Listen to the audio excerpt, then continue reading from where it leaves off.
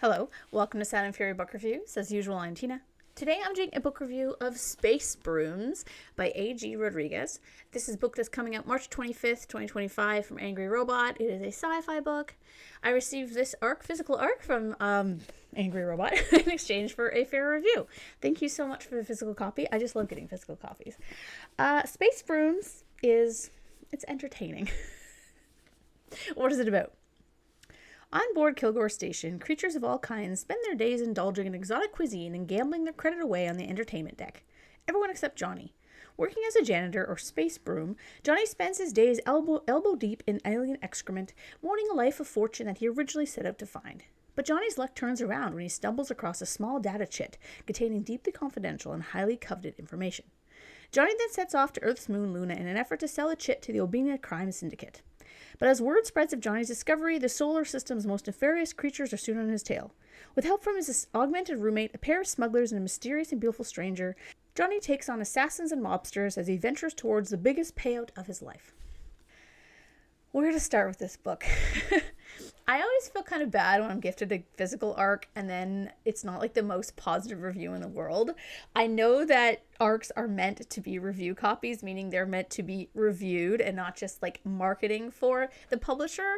But I also understand and appreciate the amount of money and effort that goes into finding people to do reviews and the cost of physical arcs. So I always kind of feel like kind of bad when I'm like, I don't love a book, and that's kind of like what happened here. Though I do think a lot of people will probably actually really enjoy this book. It just didn't work for me, and hopefully some of the stuff that I talk about that doesn't work for me will work for you, and you do check it out if it sounds interesting. I just want to say off the bat, I don't think this is a bad book. I don't think there's anything wrong with it. It just didn't jive with me, and that's okay. The cover, I will say though, is amazing. The cover is beautiful. It reminds me of classic sci-fi. It's just gorgeous. It's a beautiful cover. I think what kind of threw me off at first was that the blurb makes it seem like this is sort of like a Star Wars, Star Trek, aliens living with humans sort of world building, which I absolutely love. So I was excited to kind of meet some cool alien cultures, but all the main characters in the book are human, and some of them are cyborgs. And I mean, okay, that's fine. Once I realized that, I was like, all right, that's all right. I will say, though, I did enjoy the world building. The capitalist critique that was Kilgore Station was really good, and the writing was very sharp in terms of describing things. I was never confused or unable to picture something. Nothing about the book stood out as overly memorable to me, but it was all enjoyable and it was all easy to digest. There's also some humor in the book. That specifically didn't work for me at all, but again, humor is the most subjective thing, I will say. So some people might find it very funny. It just wasn't really kind of like my kind of humor, and that, again, that's fine. I think my main issue with the book was I found it was tonally inconsistent.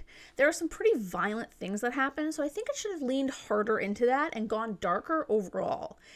Be a cyberpunk book if you want to be Space Brooms, except that you want to have a grittier, edgier tone.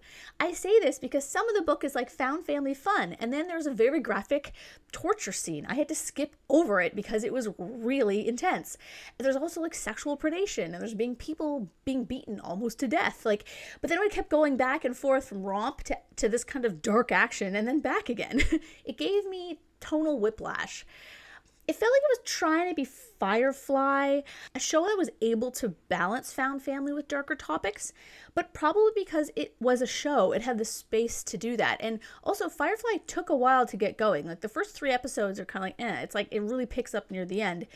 And what's funny is that this book did the same thing. The last kind of quarter was where the book got, in my opinion, a lot better. I think because these kind of things were ironed out. I felt like this book should have went more hardcore into being gritty instead of kind of trying to do both. I also wasn't super into the main character, Johnny. He's very much a sad sack. Things happen to him and he doesn't really kind of make things happen. He always needs rescuing. He's very much a damsel. I will say, though, I loved that he was an older protagonist. He was 37, I think. We don't get enough late 30s main characters, and I thought his dilemma of having gotten stagnant in his life, his job, his purpose, was relatable, and that was executed well. I really understood that aspect of his personality, and I thought that was really resonant, actually. I guess the thing is, I didn't dislike him. Like, I didn't hate him. I just couldn't connect with him. I was sort of ambivalent to him, which lowered the tension for me considerably because the explanation for why the crew would take him along in the mission felt a bit forced for me. So I was kind of like, why is he here? Like, he kind of felt superfluous for most of the book for me. I will say that, as I said before, though, the last kind of 50 pages, I did start to like him a lot more. He really kind of like came into his own in that section. The rest of the crew were fun, but very kind of surface level. They're nothing we haven't seen before. The relationship between Johnny and Lizette was very predictable. She's the woman he's been crushing on for months that just so happens to be part of the crew, of course. Instead of being, a hopeful coincidence that could have been fun, his crush on her is kind of pathetic. Like, he acts like he's 15 around her a lot of the time. Like, he does impulsive things and he doesn't know what he's doing. And I'm like, just ask her out, man. You're 37 years old. You think this badass, confident woman is going to date you and you can't even be like, hey, want to get a drink sometime? Like, I don't know. I was just, that whole part, I was kind of like, I don't know about this. Overall, I am sorry to say that I wouldn't hesitate to sweep Space Brooms off to the side. Yeah, that was a bad pun.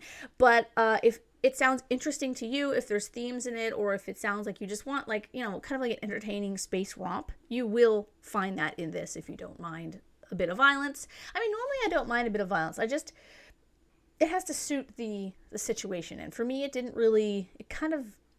the violence was kind of like plopped in there here and there, and I was like, whoa. Anyway, yeah, thank you again to Angry Robot, though, for the copy. It is beautiful.